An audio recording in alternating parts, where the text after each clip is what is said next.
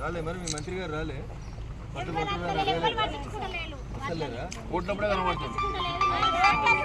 వస్తారా ఓట్లప్పుడే వస్తారు ఇప్పుడు రారు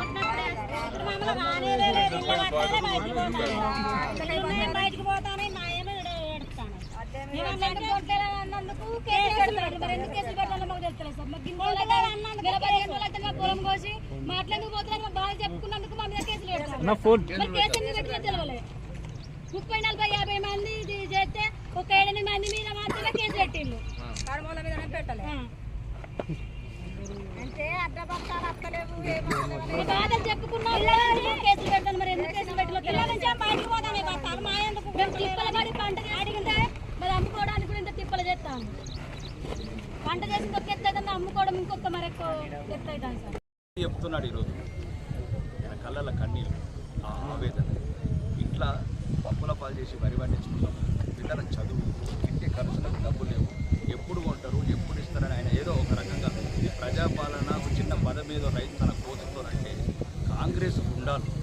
ఇష్టమని వచ్చినట్టు ఒళ్ళు వాళ్ళు ఉంటారు ఆయన కన్న తల్లి 100 సంవత్సరాలు అంటే చివరికి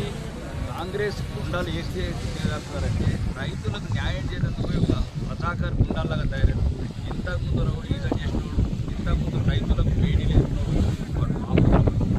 మీ గత ఏమైతే రేవంత్ రెడ్డి ఇది జ్ఞాపకం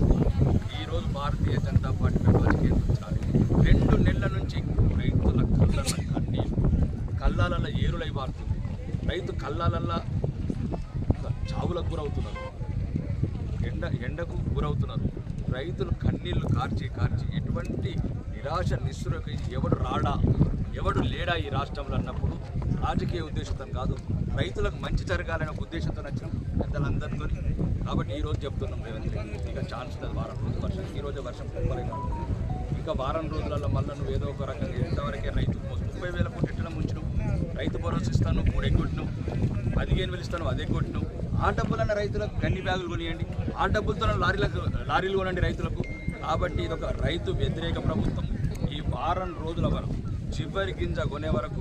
ఈ భారతీయ జనతా పార్టీ మొత్తం రైతుల వెంబడి ఉంటుంది విలేజ్లో రణపేరు మోగిస్తాము అవసరమైతే